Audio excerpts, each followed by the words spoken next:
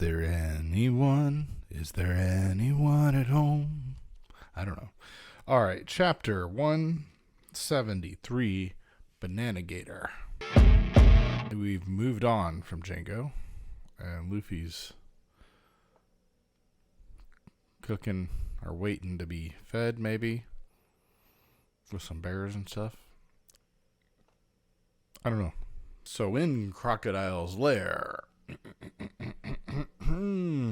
he continues to taunt Vivi with her decision. She can go try to prevent the rebels and the king's soldiers from butchering each other, or go get the key and save her friends. But why would she trust him on either one of those counts, right? And she doesn't really. She needs her friends to stop what she wants to stop anyway, so naturally. But, before we can get anywhere, a giant gator eats the key. Crocodile, and I believe that's Miss All Sunday, start to leave down some side passage. Not that they stop having conversations with everybody as they're walking away, but we find out that Crocodile's sand powers allow him to control sandstorms. And where's the place that has all the sandstorms? And who is it that keeps trying to dig that place out? And why do the sandstorms keep hitting that place? And so basically he admits responsible for the sandstorms. So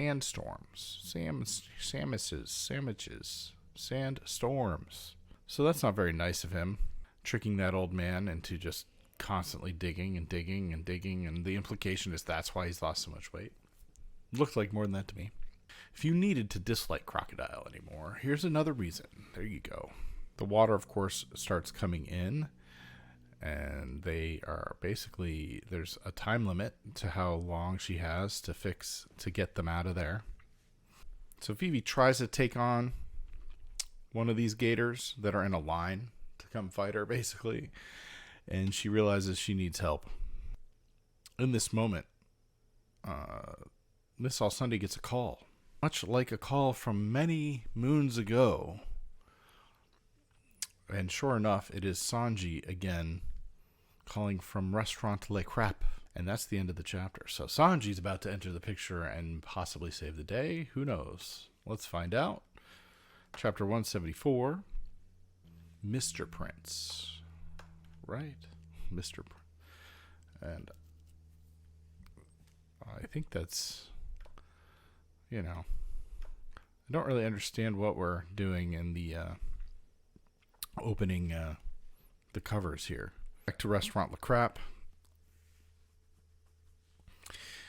Crocodile doesn't know all their faces, so he didn't count Sanji because he didn't know about him, and he didn't count Tony Chopper because he considered him a pet, who was also not present. Anyway, he says he's right outside, and then it sounds like he gets beaten, and Crocodile basically goes to see what's going on. Yeah, Vivi tries to go make a run for Sanji, but Crocodile slaps her down pretty much. Once Vivi kind of comes to and manages to escape the gator, she also gets out back on the stairwell that's been broken. It's able to hop over the gator to get onto it, and goes after Sanji, or tries to get to the front of the casino where Crocodile just went. Crocodile gets out there, and like everybody's dead. Something's obviously wrong, and a figure who appears to be Mr. Prince starts running, and Crocodile gives chase. This was all a trick because Sanji is actually already inside and sees Vivi running towards the entrance. And that's the end of that chapter. Successfully tricked Crocodile. There's a lot of action in these chapters. Which brings us to chapter 175. I like the art here. And the bunny hat on the leopard is pretty good. I think that's a leopard. So it's Chopper acting as a decoy that has tricked Crocodile. Meanwhile, Sanji and Vivi go back to Luffy and company in the cage. And we actually flash back And we see the trick that Sanji pulled, basically, which is pretty fun to read through here. Tony Chopper has successfully completely fooled Crocodile because he was in his big form when he's running away, and now that he's disappeared, he's in his smaller form, and Crocodile cannot figure out where he's gotten to. Good trick, Chopper. Back in the cages, we kind of get the sense that Smoker's willing to temporarily be on their side, maybe, in the interest of being against, they both have the same enemy. Crocodile and Miss All Sunday being the greater enemy to Smoker than Luffy is to him. And Sanji shows up and freaking, like, bad manners kick courses the Gator. And Sanji's ridiculous here. Like, that, it's pretty, like, as much as silly as he is around women, he can back up the whole protection thing by kicking the crap out of stuff, for sure.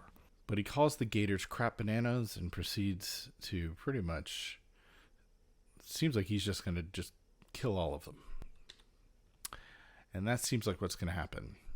Meanwhile, now that Crocodile has realized what's happened, he's rushing back to where Luffy and company are. And by the time he gets there, we find out he didn't even give them the real key. And they hadn't gotten the key yet, as far as we know. But by the time he gets there, they're gone. And Mr. 3 is just floating there, and all the Gators are beat up, and we have no idea what happened. And that's the end of the chapter, and therefore we're not stopping here. We're going to go straight into chapter 176, which is also the end of this volume. I think volume 19. Yeah. Because that's not a good place to stop. Okay. So now we flash back to Sanji kicking crap banana Gators to pieces, and one of them coughs up a giant wax ball. And this is the one that apparently had eaten Mr. 3 earlier, if we think back on it. And sure enough, he somehow managed to generate enough wax to seal himself in this ball and not die. Not sure how he was breathing in there. Maybe he can breathe wax, for all I know.